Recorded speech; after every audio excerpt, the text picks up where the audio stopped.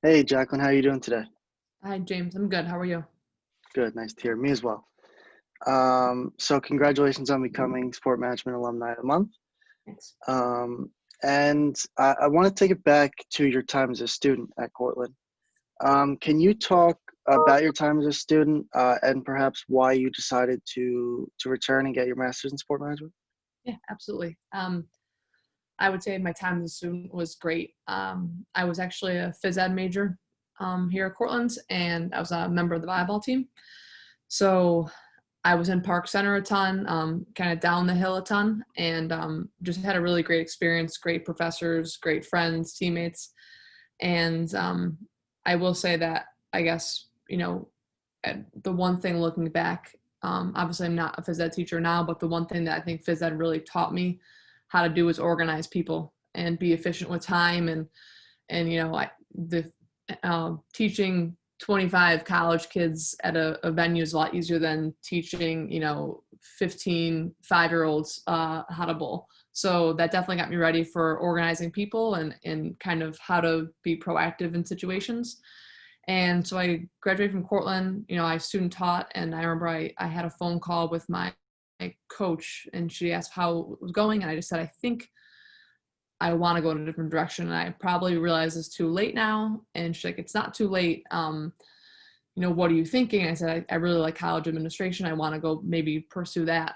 And I was fortunate that I had a college coach who was female and an AD who was female when I was an athlete here. So I think they both kind of fostered that ability, or that kind of, you can see it, you can be it situation. So yeah, she said, like, why don't you come back here? You can help out the volleyball program. We can try to get you an internship, and kind of the rest is history. So it happened really fast. But that's kind of how it led me to come back here and do sport management. Awesome. And then to piggyback off what you just really wrapped it up with, you did your internship with Cornell University. Can you talk about what you learned there, and then what lessons that you may still use today that you learned from there? Absolutely. I would say that was like an invaluable experience. Cornell, I think the two biggest things I learned looking back, and when you sent me this question, I started thinking about it last night, was they're just like, they're a class act organization. And I think I learned like how to be a professional there.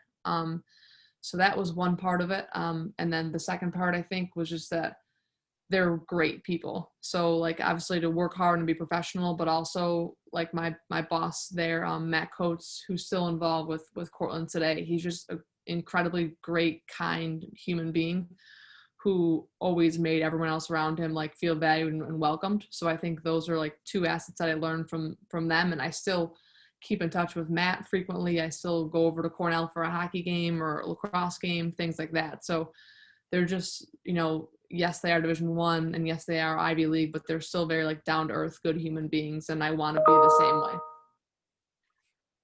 That's awesome to hear. And then that led you into once you graduated, that led you into your current role with Cortland. And many of the students may know your title and may have a brief idea of what you do, but can you kind of walk us through a day in what your life is like? Yeah, absolutely. I think for me, um, yeah, obviously, I think most students know me from the event side of things because of event practicum, and that's kind of that is the majority, I think, of what I do day to day. It's just kind of troubleshooting a lot. But my title is events, which was what most students know me as, running our home contests, marketing and development. So the marketing part is just, I look at it as twofold. I sell all of our corporate sponsorships, so like the signage you see in our venues and those type of things. I work with local sponsors and local businesses in that regard. And marketing also I see as just like our games and our department on social media, mostly Instagram these days. And then development is kind of our like marquee event. So that would be like our golf tournament, our athletic awards banquet. I work on those big things, our Hall of Fame weekend. So on a day-to-day basis, I'm on a couple of different committees. So I'm kind of around, I try to get involved on campus as much as I can. So I have meetings up the hill and things like that.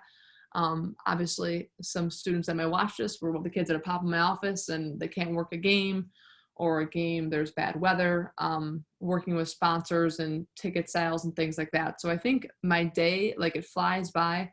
What I do, I'm like, I don't even know what I do. I just like, it's just kind of, emails coming in and coaches stopping by and just kind of helping others, in their day to day. I think administratively, we're here to make our coaches' lives easier and better and our department better. So it's just a lot of like, just questions and answers and helping people, get through what they're going through. And then a lot of times, if it's the fall at 3-4 o'clock, I'm heading out to our field to, work a game.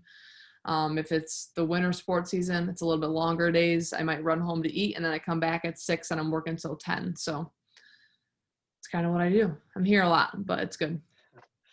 Awesome. And like we both said, a lot of the students do have an idea of what you do, but I didn't know that it went that far. I didn't know that you had to do all that. So it's nice to hear from your perspective what you are doing on day to day.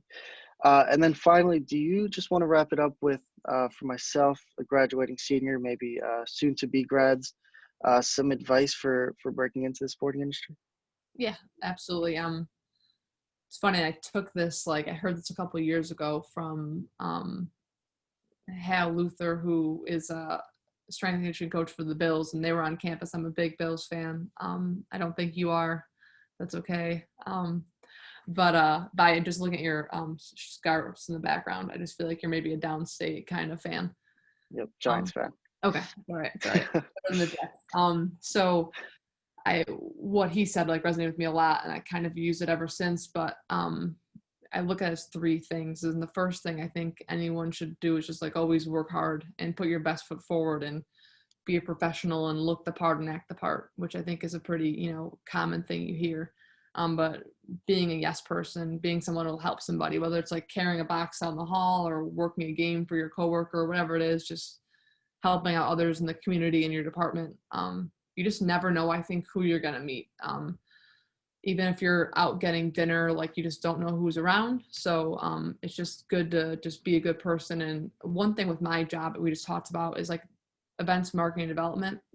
That's not a usual combination at schools, but it works really well because I might run an event and, but I have our corporate sponsors there or they're in the stands and I run into somebody.